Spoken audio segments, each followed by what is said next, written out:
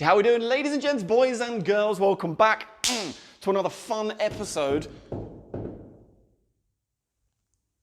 Banging. Another fun episode of Tom's Flair Bartending Tips. Today I'm talking to you about 5 common mistakes beginner Flair bartenders make. Tom Dyer!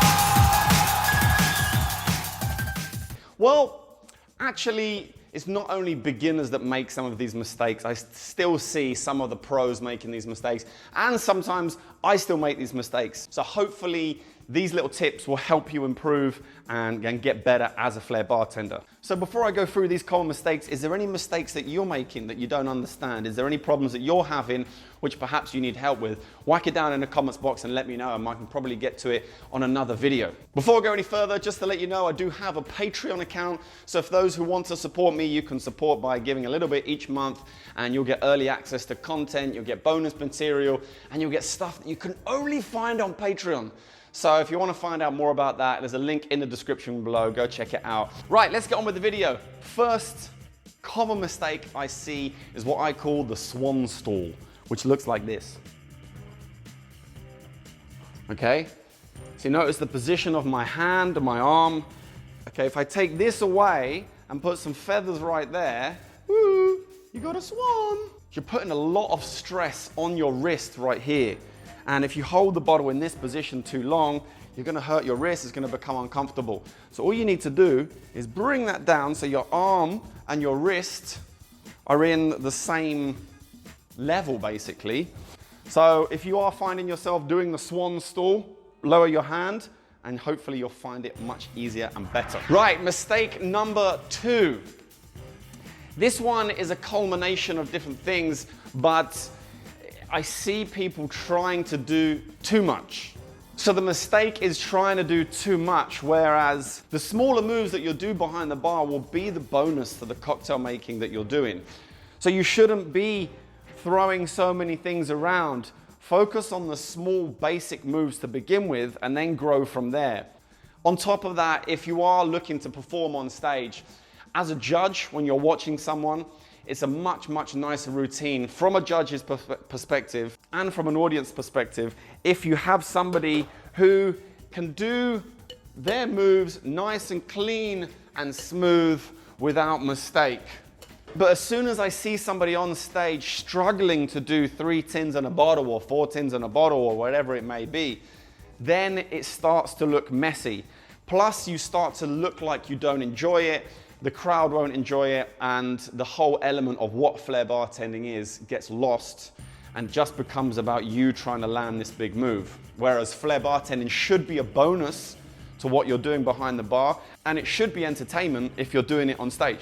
Number 2, don't try and do too much. Enjoy the journey and focus on your basics. Right, common mistake number 3, and I see this in the pros and I see it in the beginners, and it's gonna sound a bit contradictory, but it's moving too much.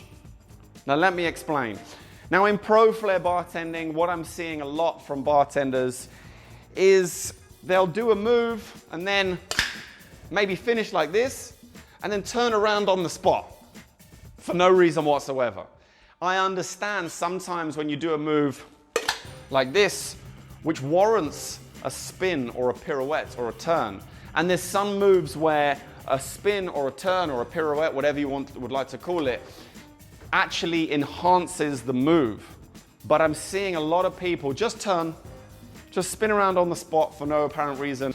Now, when it comes to beginners and the movement that they're doing, let me take the behind the back as an example.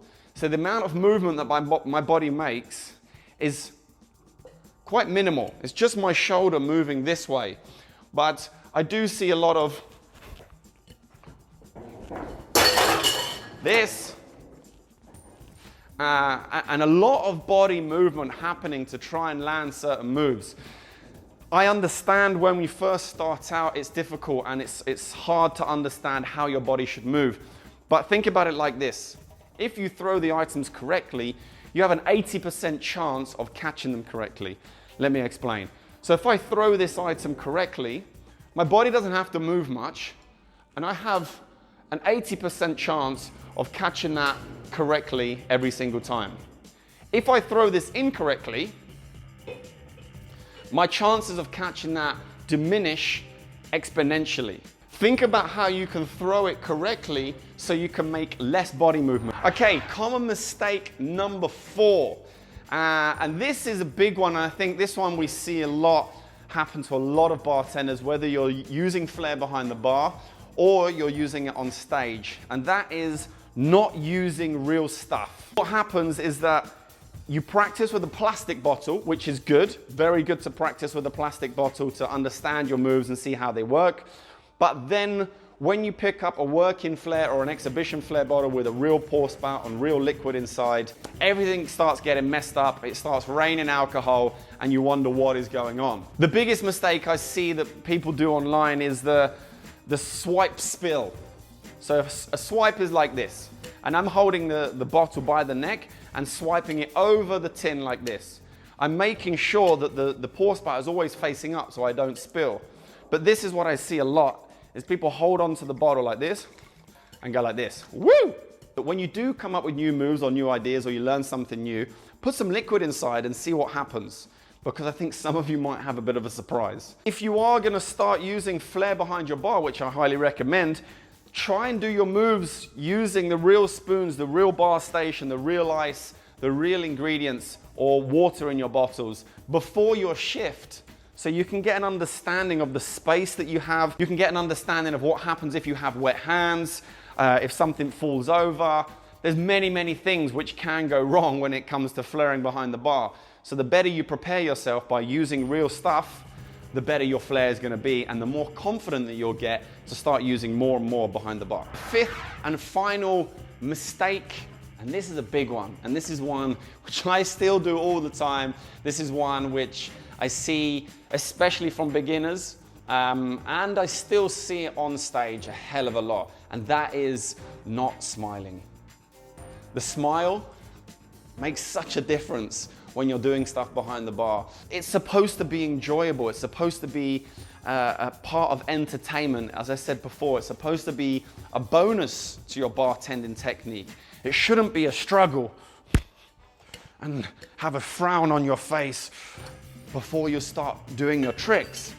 Of course, people behave in different ways and people have different characteristics, but having a smile, showing people that you enjoy yourself and that it's all about entertainment is only gonna make it better for you, is only gonna make it better for your crowd, your audience, and your guests. Try and remember that this is something which you should be enjoying.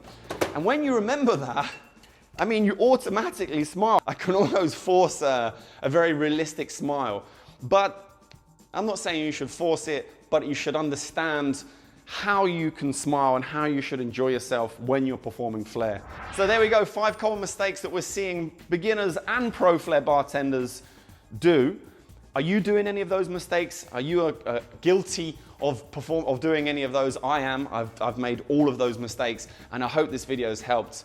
If it has, please hit that like button. Let me know that it's helped you out. And don't forget to go down and subscribe to the channel. If you've made it this far, you may as well subscribe, because I post videos every week with super awesome, deluxe, mega, massive inside the ride content just like this one. So thank you very much for watching. I really do appreciate it. And once again, thank you very much to all my patrons for being involved. And until next time, I'll see you then.